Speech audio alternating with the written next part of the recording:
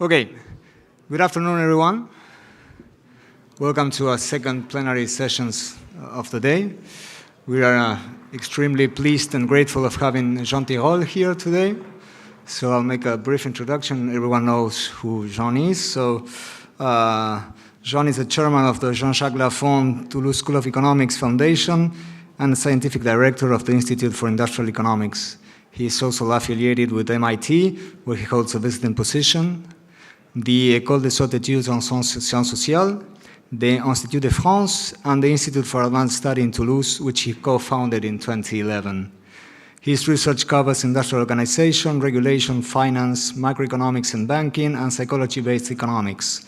Jean has published over 200 articles in international reviews, as well as 12 scientific books, of which the latest, Economics for the Common Good, has been translated into several languages, including Spanish. You can all buy it whenever you want. And he is the laureate of numerous international distinctions, including the 2007 CNRS Gold Medal and the 2014 Nobel Prize in Economics for his analysis of market power and regulation. Jean was president of the Econometric Society in 1998 and of the European Economic Association in 2001, and is among the most influential economists in the world according to REPEC. And in my personal opinion, there has been no other economist since Paul Samuelson to have made such important contributions to so many fields in our profession. So, without further introduction, Jean Tirole. Yes. Thank you.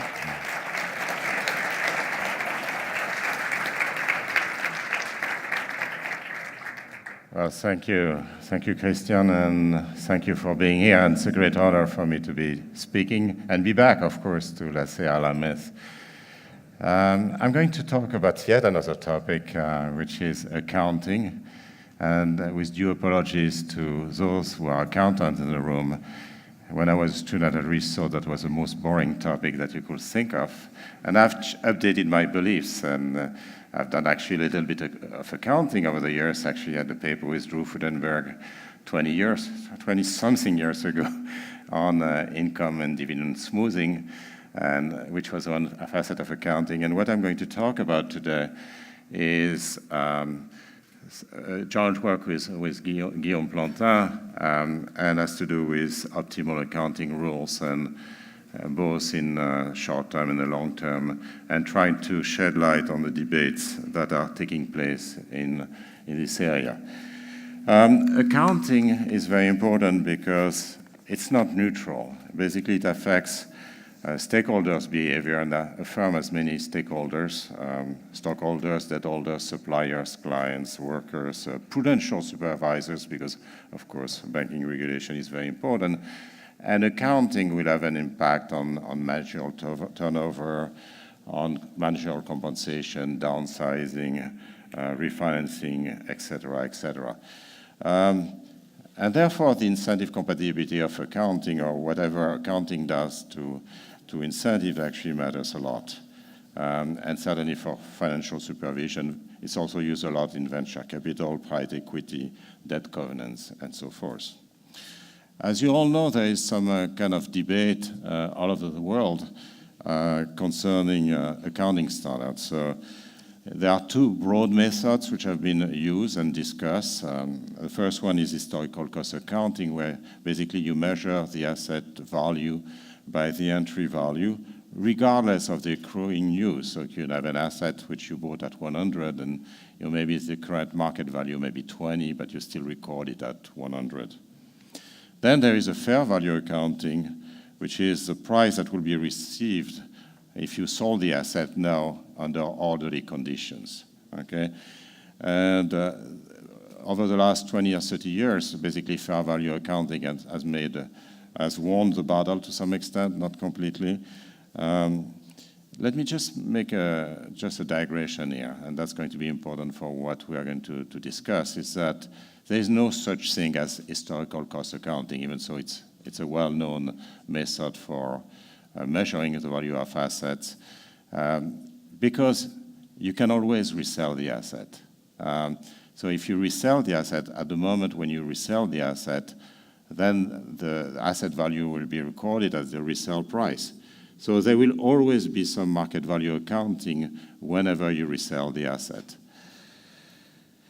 So it's a very controversial thing, which is people disagree with historical cost accounting. One of the reasons for that is that it leads to what's called gains trading. Gains trading means that you sell winners and you keep losers. Why? Simply because you want to look good, right? If you sell the winners, whose value has increased, then you're going to look good. You want to keep the losers, not to recognize losses. And overall, there is no market value except when you sell the winners.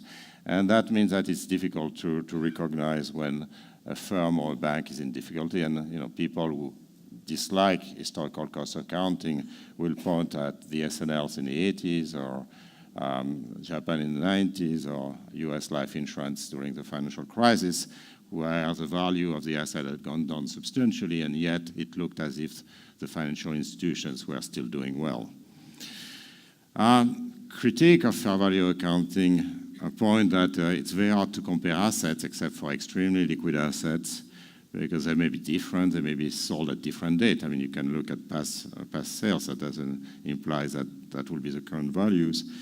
There's a lot of volatility with the market prices.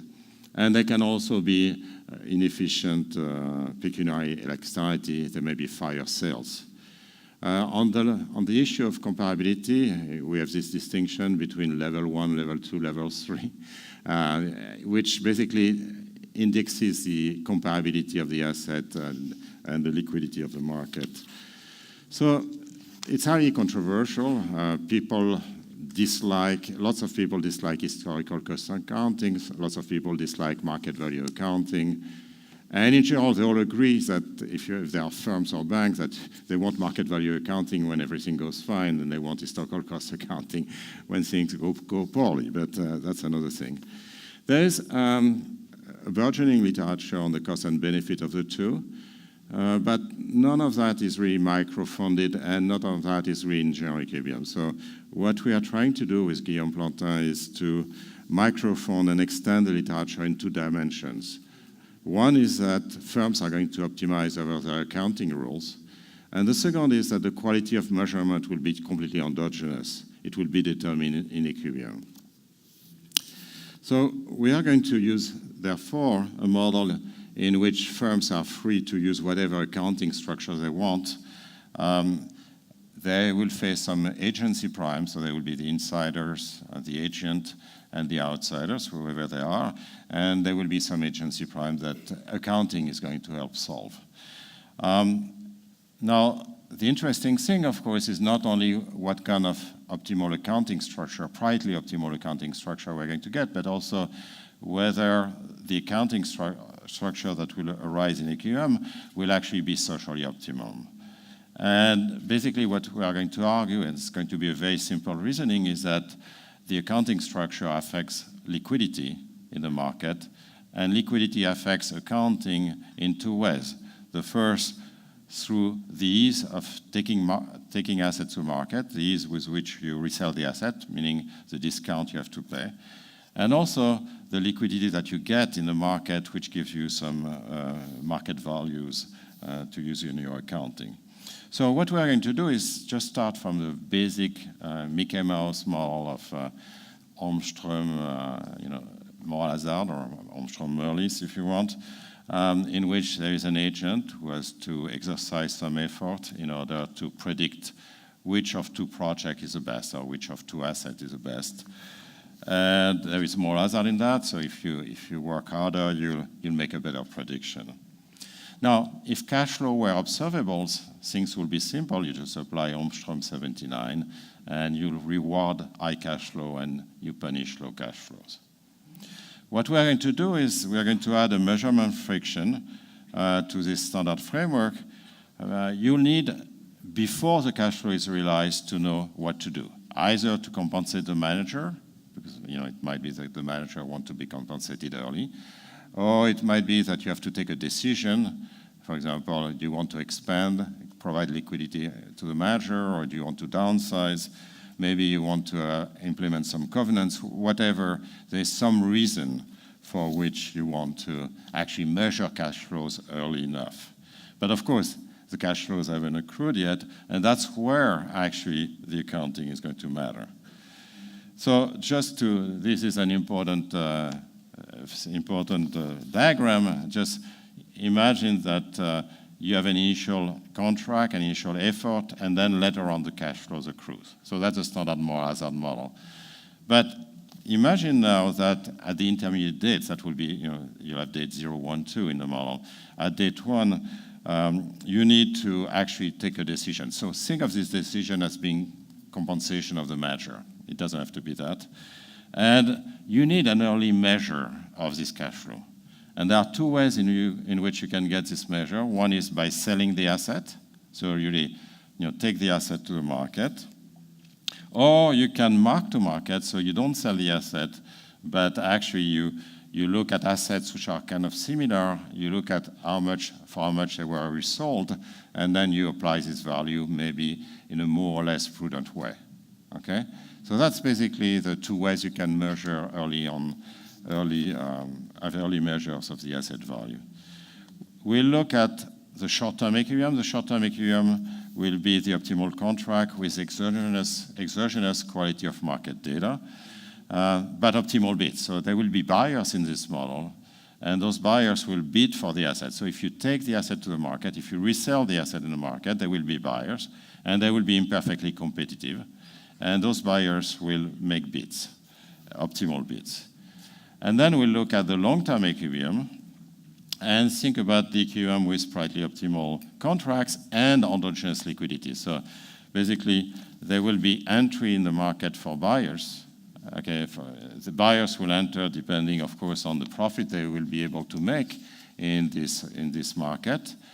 And that will have an impact both on the price at which you will resell if you will take the asset to the market, because the competition will depend on the number of buyers, but also on the existing transactions if you want to mark to market. So before you fall asleep, let me just tell you a little bit the main insights, and then you can fall asleep. First we look at sprightly optimal accounting, and sprightly optimal accounting it's a first model that actually obtains gain trading and market value accounting as part of an optimal accounting mechanism. And actually, not that gains trading is going to be a good thing in this model. I mean, the standard thing, the almost unanimous view, is that gains trading is bad. I mean, why would you sell winners and keep losers? That sounds crazy, especially if there are transaction costs. You may not want to do that. Why do you sell the winners?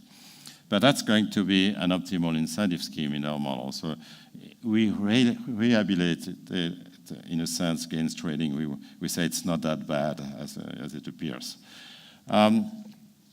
Now, when we move into the general equilibrium or long-term equilibrium feature, there is a very, very simple insight. I mean, it's almost embarrassing, but it's very simple. We are going to get a market failure. So what is optimal accounting for me is no good for you. There is an externality, there is a public good provision issue, and the public good provision is, of course, to generate prices. That's the first externality. If I sell my asset, I supply some kind of measure for your asset, so market value accounting is better for you, right? So to get market value accounting, it cannot bootstrap itself. You need to have transactions. So you cannot just have market value accounting with no one selling, right? You need people to sell. And then, therefore, when I sell my asset, actually I supply a public good. I supply information for you. And that makes your market value accounting better. But that's not the only thing.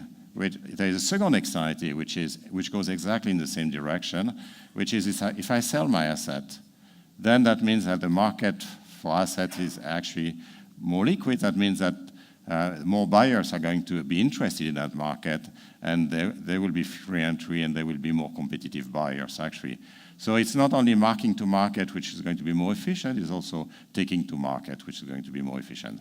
So The overall picture is clear in this model. It's totally clear, which is that you have too much marking to market, period. Okay? So we are going to go through that, and I'm going to take you through the model. So it's, as I said, it's a 3-period model, 0, 1, 2. A firm will be comprised of a principal and an agent. The firm initiates a project or an asset at date 0, which pays off only at date 2, and that's the issue. It pays off only at date 2, and in between it's hard to know what it's worth. Everybody is going to be risk neutral, in particular the principal. The agent is going to be cashless, and is going to derive a utility U, which is either 0 or 1. I mean, given risk neutrality, you can actually have anything in between if you want, at date 1. So basically, the agent will consume at date 1. And this consumption, as we will see, could be money, or it could be a pride benefit from staying in the job, or reinvesting, whatever. It's a kind of benefit he or she gets at date 1. And the principal can basically give 1 unit of utility to the agent at cost 1. 1 for 1 is just a normalization. It doesn't matter at all. So the principal at date 1 can pay 1 in order to give utility 1 to the agent. So the interpretation of U is the first. Maybe I should start with the second, because it's a more familiar thing. You can think of that as being managerial compensation, where you cannot get negative income, but you don't get anything above 1. So basically, that's a simple way of getting a concave utility function, but you are risk neutral over the range 0, 1. So that's a standard, simple way of getting risk aversion, which is going to be you cannot be just residual claimant for your actions. Now, the other interpretation is that you don't care about money, but you care about staying in office or building an empire. And therefore, you can think about letting the agent reinvest, and there is a cost to that. But the agent has liquidity, and if he or she has liquidity, he can reinvest and gets a pride benefit. Or it may be the case that the information leads to a transfer of control to a new shareholders, maybe a raider, maybe a debtor, a creditor, and that's going to imply that the principal may be fired or something like that. There are many models like that. So keep in mind that there are multiple interpretations for U, the utility. So the moral hazard in this firm is described in the following way. An agent must select the project type among 2 projects. So you have 2 projects. One is going to deliver high payoff at day 2, H, and the other one is going to deliver a low payoff, L, at day 2. And you don't know which is which, okay? What you can do, so prior is 50-50. So you don't know which is a good project. If you work hard, the probability of finding the good project is P. And if you shirk, the probability of finding the good project is P minus delta P. It's still greater than 1/2, because you could always toss a coin, right? But so there is a standard moral hazard model. If you shirk, the probability that you end up with the right project is smaller. Now, if you apply Holmström 79 to that, then you get something very, very simple. Well, whatever. I don't know if it works, but you get something very simple. You just give a reward, which is, if the pride benefit is B of shirking, then you want to make sure that delta P, which is a reduction in probability of finding the right project, times the reward in case you have the right project, greater than B. So basically, the agency cost is P times beta, where beta is B over delta P from the incentive competitive constraint. So remember that notation, because here is the incentive competitive constraint, delta P times the reward, W, that you get if you end up with the right project, is greater than B. So if you end up with project H. So in the second best situation, which is the Holmström situation, the agency cost is P times beta, P times B over delta P. So that's a very standard thing. very standard thing that you get. Now, the problem, of course, is that you have to compensate the agent or allow the agents to invest or stay in a job at date one. And you don't know yet whether the project which has been selected by the agent is the H project or the L project. So you have two measures, and those measures for the moment are going to be completely ad hoc. We'll endogenize them later on. One will be a public signal, and you should think of that for the moment as being marking to market. So the public signal is just something that accrues, which is informative about the quality of the asset. So later on, it will be basically the market price for assets which are similar to this one. Okay? But for the moment, it comes out of the blue. Okay? And we just make the standard monotone likelihood ratio assumption, so that actually, if you get a higher signal, then the relative probability of a high project versus a low project goes up. Okay? So you get the standard monotone likelihood ratio property. That's just if you want to mark to market without selling the asset, but of course you can always take to the market. So the firm actually can sell or securitize the asset. And the question is at what price? So we are going to make assumptions on bid, which for the moment are completely ad hoc as well. Later on, there will be optimal bids by the buyers, but for the moment, you just have to trust me. Okay, so trust me. Basically, we are going to assume that there is some distribution of bids, which is going to be conditional on H or NL, so there will be some information in the bids. The bidders actually, that should not be here, but the bidders actually don't know what the contract is, but they anticipate optimally the contract. We are going to assume that the bid never exceeds Y. And it's pretty obvious for the H, because nobody is ever going to pay more than H. It's less obvious for L, and this is actually not an innocuous assumption. It turns out that if you relax it, there's no issue, but you need to do a little bit more work. Should we assume that the bids are observed by the principal or not? Well, in the paper, we make the two assumptions. One, we assume that only the agents observe the bids and then reports the bids to the principal. The other assumption is that the bids are also sent to the principal, so actually the principal observes the bids. However, you could initiate fake bids, so you can always ask your friend to bid for the asset, and it's only when actually the offer, the bid is executed that actually the principal is going to realize that it's a fake bid and basically the asset is not resold. Either way, we'll do the latter if you want. That will be there.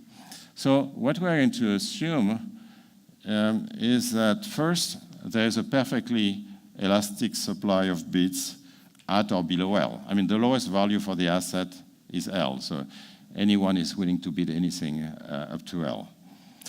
The more interesting thing is what happens when you have a high-quality asset. So we are just going to focus here on the genuine bids, and we are going to denote, and that's going to play an important role later on, QK, which is a random, QK is the number of the probability that there are K bits above L, okay? So if you have high quality asset, QK is a probability that you get K bits above L, okay? Q0 is positive, so you actually may get no bid above L. If you have no, later on, if you have no informed bidder, that's what's going to happen. And there is a cumulative distribution of bids, which again is completely exogenous at this stage, which we are going to endogenize, and it's capital H of B. Okay? So you are going to face a distribution of bids over an interval from R minus to H. Okay? Not full support on that. It will be endogenous. Okay, so just to summarize, principal and the agent sign a contract at day zero. The agent exerts effort, a forecast effort, and select a project type. The public signal is realized. the potential buyer submit genuine bids, B. The agent can, in this version, create fake bids, so actually can report a superset B hat to the principal. Then the principal can decide which bid to choose and sell the asset possibly. And then the agent consumes, and finally the asset pays off. Okay? So we are going to assume that the agent, we are going to solve for the mechanism, that induces the agent to behave at the smallest possible cost for the principal. So we are going to maximize the expected value for the principal. Okay? This is only one welfare criterion, because for one thing you might also care about the welfare of the agent. The agent will have a rent in this economy. So you could have a weighted average of the principal welfare and the agent's welfare. Or you might look at a different situation where the agent is cashless and is trying to finance a project facing a competitive capital market. We do that as well, and qualitatively it gives you the same outcome. The other thing that a lemma that you can prove easily is that then the asset will be sold in equilibrium only if there is at least one bid which exceeds a reserve price. And this reserve price, we're going to call it R. And it's going to be greater than L. Yeah. Because you don't want to reward, intuitively you don't want to reward poor performance. And if you have an asset with value L, you don't want to reward the agent. So the reserve price actually in this economy will be greater than L. Now, that requires actually some work, but the optimal contract is incredibly simple in this economy. It's characterized by two numbers. One is a threshold for the signal S, and then a reserve price R. So let me just show you what happens because it's so straightforward. If the public signal S is very favorable, remember the monotonic likelihood ratio property. If S is greater than some sigma, then you mark to market. You reward the agent, and there is no resale.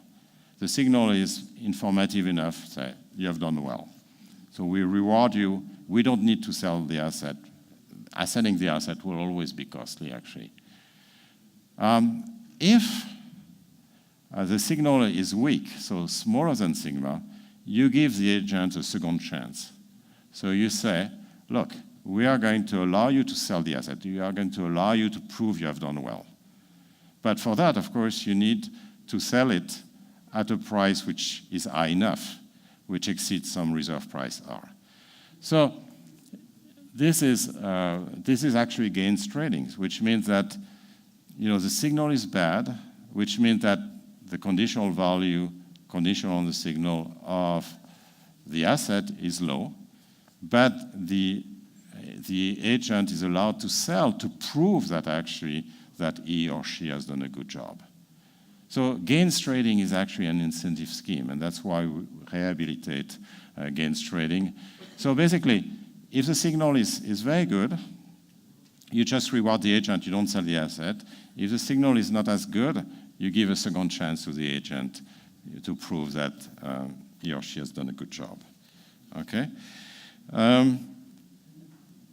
And the sales are going to accrue upon bad market news. Okay? Let me go back if I can. No, maybe I could go back, go to this one. So this one basically tells you that you have two things. You have an incentive competitive condition. I was not anticipating to use this, but you have an incentive competitive condition, which basically you must give incentive for the agent to actually work hard. So if you end up with a high project, first with priority 1 minus FH of sigma, you'll get a high signal, and then you'll be rewarded 1. Okay? FH of sigma of S, remember, is a cumulative distribution function conditional on having a high quality project. With priority FH of sigma, you'll get a low signal even so you have a high project. But then you will basically have a second chance, and you can still sell the asset, at least if you have a buyer who bids above the reserve price, which has probability 1 minus h of r. So that's your utility if you have high quality assets. If you have a low quality asset in this economy, you're never going to get the utility by reselling the asset, because by definition the reserve price will be greater than L, and we have assumed that actually there won't be any bid greater than L for an L asset, which will occur in equilibrium. So your only chance is actually to be lucky, and you get a great signal which occurs with probability 1 minus FL sigma, and then you'll reward it even so you have a low project. So it's basically market value accounting rewarding luck. So if you look at the agency cost is first P beta, which is the second best level, the Holmström level. But then there are two more terms.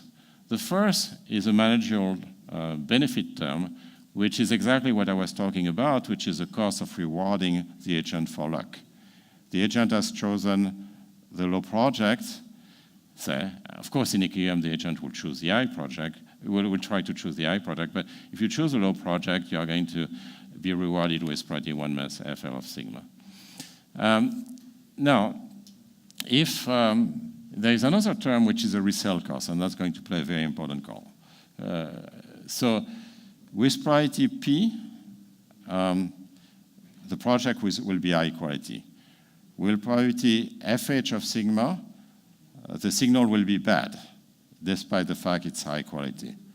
And then your expected resale, if I could work, yeah, with probability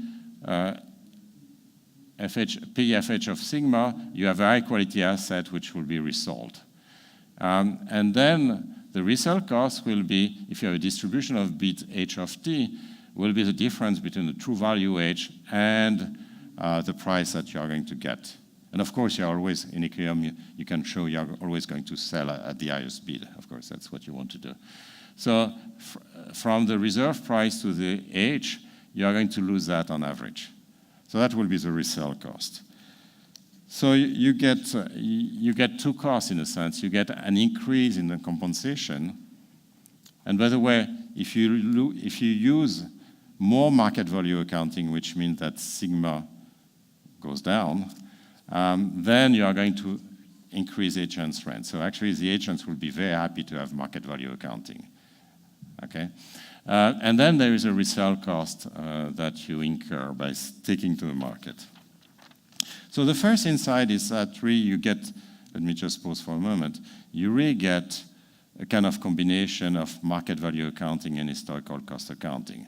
And actually, you can get both polar cases if you want. So if the public signal is not informative at all, then intuitively you are going to use only historical cost accounting, so sigma will be infinity, right? And conversely, if the market signal is very precise, then you are not going to use historical cost accounting because you have to incur transaction costs of reselling the asset. So you get the two polar cases, but in general, the optimal contract is somewhere in between, and gains trading is an integral part of the optimal contract. You can implement it, by the way. I didn't say, there's one more thing I should say. The optimal pair sigma, remember sigma is a cutoff for S, and R is a reserve price. The optimal sigma R pair is given by two equations. The first equation is, of course, the incentive competitive condition, which I've rewritten here, FL of sigma minus H of R, FH of sigma greater than beta. And then there is another condition which basically equalizes the marginal cost of market value accounting, which is basically rewarding luck, and the marginal cost of historical cost accounting, which is a transaction discount. And as you might expect, the trade-off will depend on the likelihood ratio, how informative the market price, the market signal is, right? So this equation, I'm not going to derive it, is basically saying that the marginal cost of market value accounting is equal to the marginal cost of historical cost accounting. Okay? So two equations with two unknown. You can show, by the way, that you can implement that through some kind of measure of assets. You need, of course, this measure of asset that function the recorded value, the accounting value of the asset, M of S. You must have M of sigma equals R to get the optimal incentive scheme. But other than that, you can basically be more or less conservative in recording gains from market value accounting, okay? And with all the comparative statics you might imagine. And basically, you can apply that to all those things that I've discussed before. So let me now proceed in two steps. The first step will be to look at optimal bits.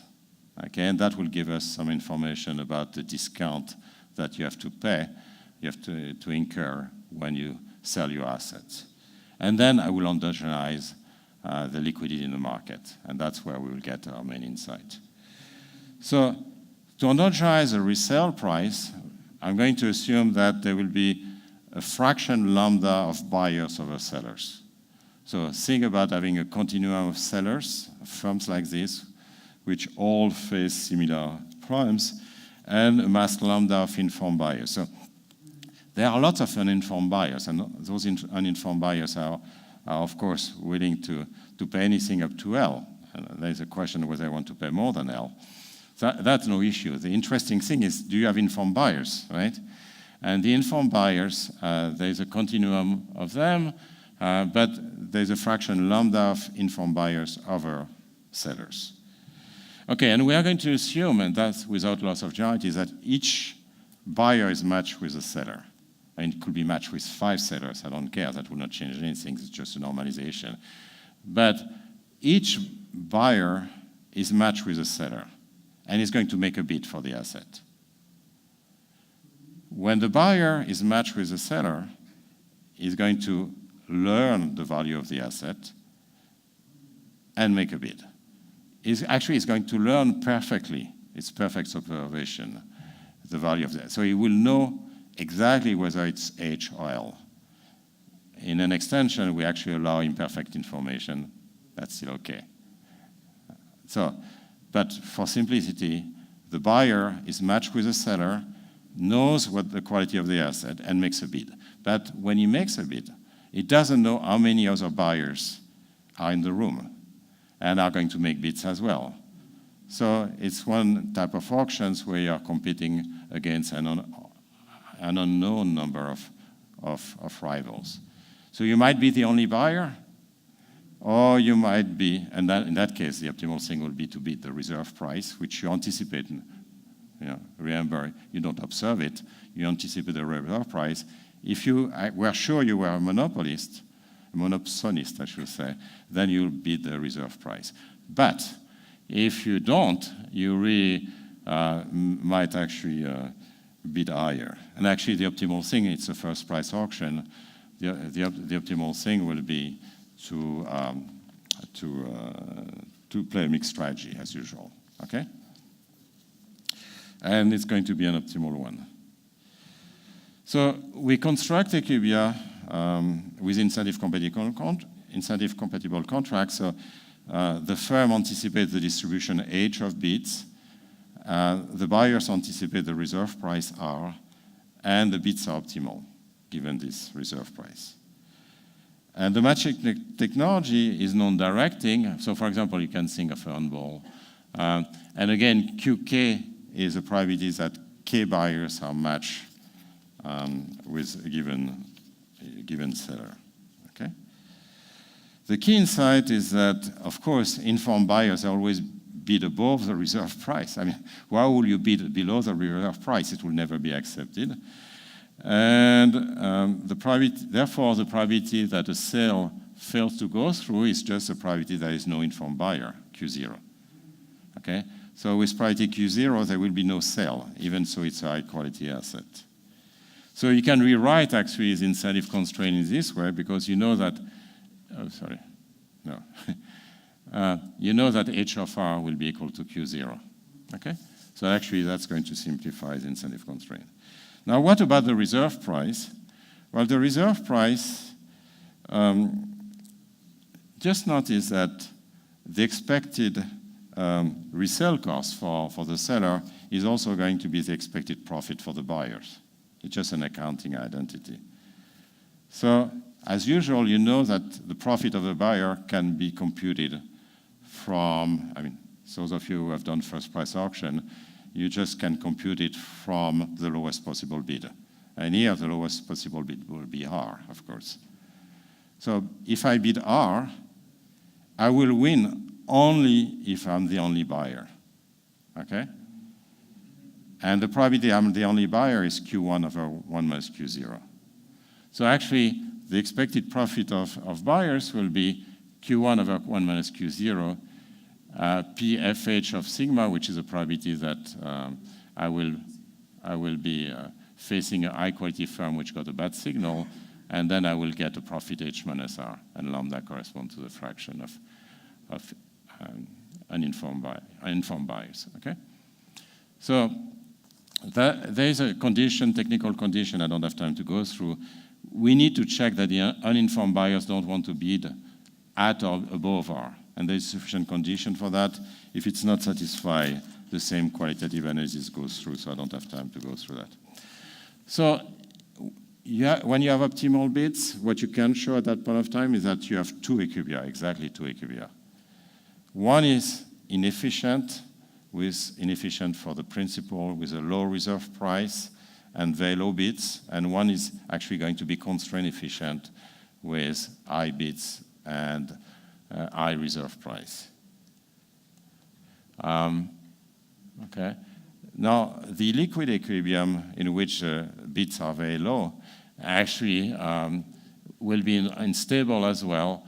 And we are going to focus on the liquid equilibrium, which actually is actually the most interesting one and the one which will be selected later on for other reasons anyway. Okay, so a couple of extensions before I move to the long-term equilibrium. The first is that instead of having, I told you, you don't observe, the buyers don't observe the contract selected by the principal and the agent. But an alternative approach is to do like Guerrieri, Scheimer, Wright, and others, and basically have posted prices. So you can have posted prices, and then the buyers know who is offering what, in particular what the reserve prices are going to be. Okay. Then there is only one equilibrium, but it's not constraint efficient for a very simple reason. There is an externality among the sellers, because if you raise your reserve price, you are going to attract on average more buyers, right? You are going to try to steal liquidity from other sellers. And therefore there will be an externality among the sellers, okay? So actually the optimal contract will actually have the same threshold sigma bar, which is the equilibrium threshold when contracts are not observed, but we'll have a reserve price.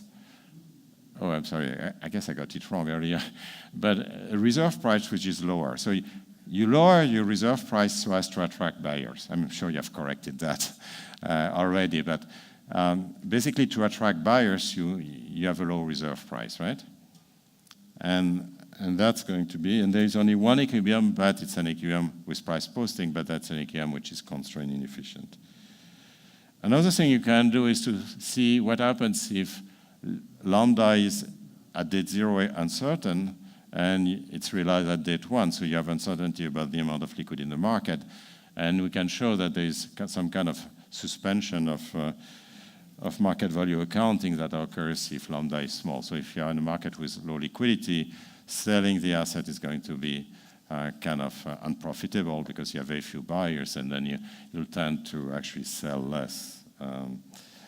Okay, so you put less pressure on you change market value accounting so as to put less pressure on the agent to sell.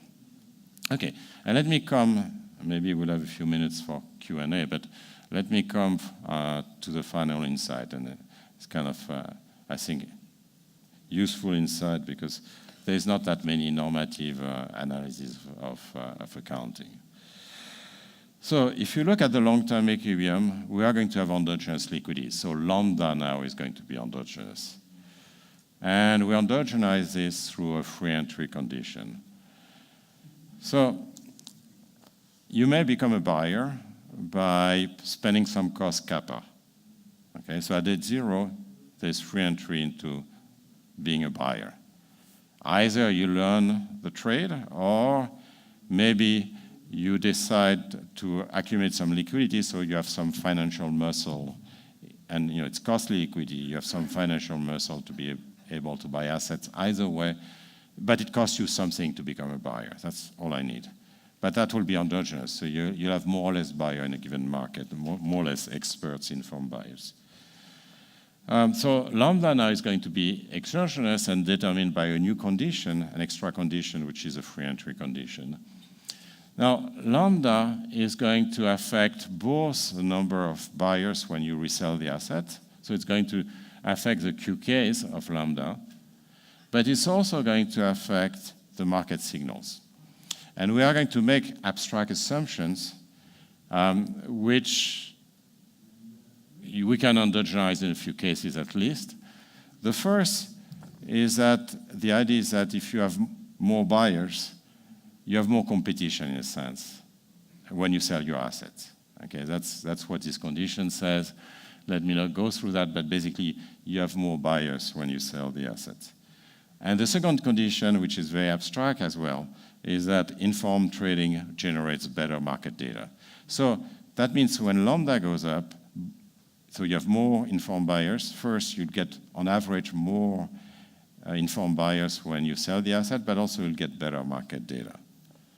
Okay, but that requires foundation, because there is no reason why those conditions will occur. So we look at two micro foundations in the paper. One is a misclassification risk. So you may be making mistakes on whether assets are similar or not. Okay, so you see the sale of some other assets, and then you may misclassify whether they're similar or not to your own asset. Okay, that's one possible mistake you can make. The other foundation for those two assumptions is that there are idiosyncratic shocks. So I observe the sale of an asset of another firm, and it gives me some information. I don't misclassify. I know it's the same project as mine, but there may be idiosyncratic components. So actually, there may be noise that affects the resale price. Okay, and in that case, you end up also with those assumptions being satisfied. Actually, with misclassification risk, you get only one effect. You get only the first effect, whereas with idiosyncratic risk, you get shocks, you get both. But the important thing is that now an equilibrium is going to be a triplet, not only a threshold over which you use market value accounting, not only a reserve price at which you sell the asset when there are bad news, but also a lambda, which is how liquid the market is. Okay?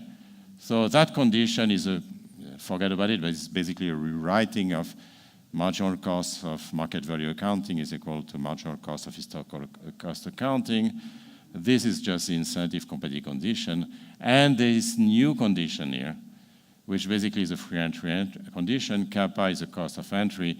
And remember, the profit that you make of being an informed buyer is proportional to Q1 over 1 minus Q0, the probability that you are the only buyer, H minus R, which is when you bid the lowest bid. Okay, and lambda, all that depends on lambda. Okay, and basically there exists a stable equilibrium, and the important thing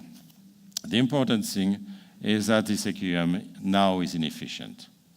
It's constrained inefficient, and there are two effects, as I said. The first, and basically that's a public good intuition I gave you earlier, which is that the firms don't internalize the public goods they supply by selling their asset.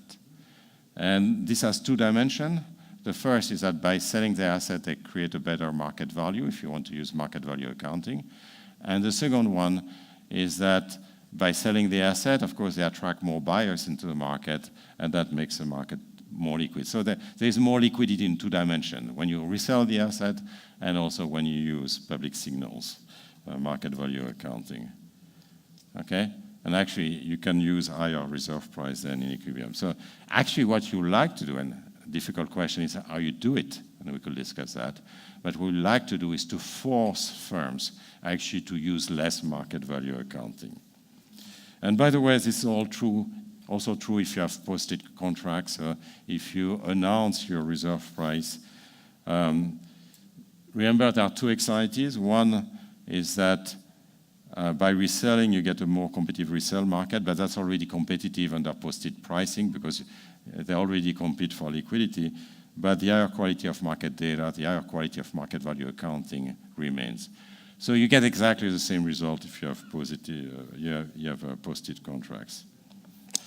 Okay, so let me not mention the extension, and let me just conclude, and maybe we have, I don't know, Christian, if we have a couple of minutes for questions, but basically we have studied a very simple principal agent model with endogenous measurement friction. The first key insight is really gains trading can be optimal, or at least can be part of the optimal contract, and the optimal is a mixture between market value accounting and historical cost accounting. And how conservative we want to be in quoting, in using market prices depends on how informative they are, as you would expect. The second thing is that laissez-faire is inefficient. There is too much market value accounting. Firms rely on each other. Again, you cannot have an economy which functions just on market value accounting, because then nobody will sell and there will be no information from market prices, right? And it's pretty intuitive, and that's actually a thing. Now, I told you, I think accounting is extremely interesting, actually. Information is a key, actually. Why do we use accounting? Simply because accounting gives you information. And it allows you to solve a bunch of agency issues, and I've studied one here. And if I could encourage you to do more work on accounting, that would be wonderful. So let me stop here. Thank you for your attention, and maybe take some questions.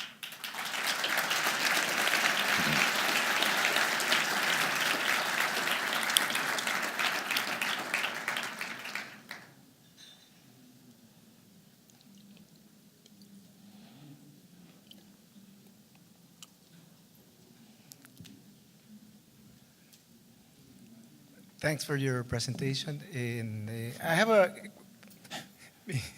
a question. You're describing a technology for sort of gathering information or becoming informed about firms.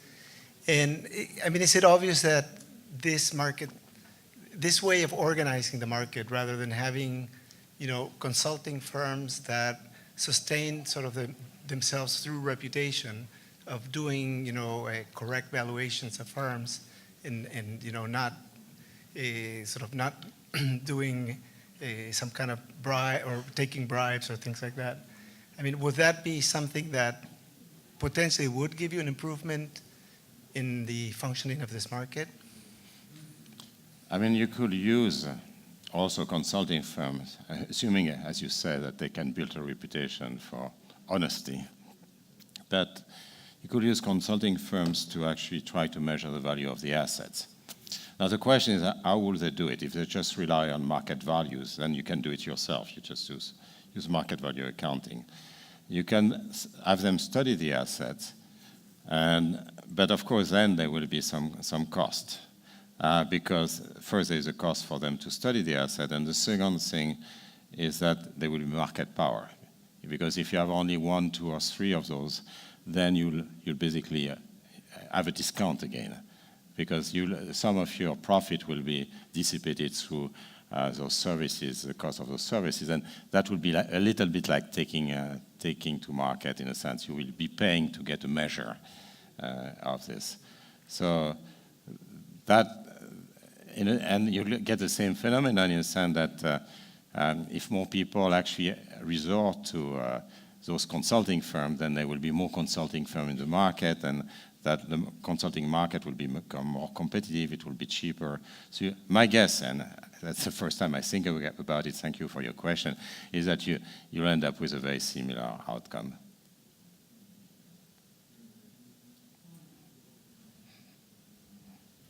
As a theorist, let me ask you an empirical question.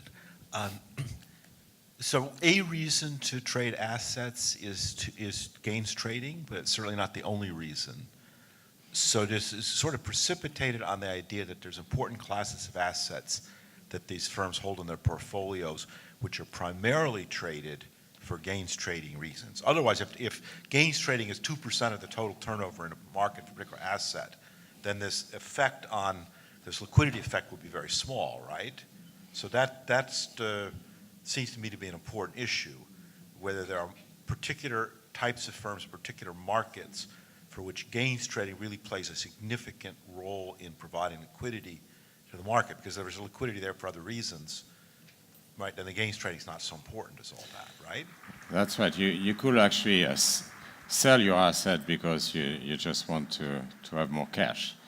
Also, you could borrow against those assets. You don't have to sell them, and possibly you could borrow against them. That would be fine. I'm not sure. I mean, there's a lot of sales of assets, right? And securitization.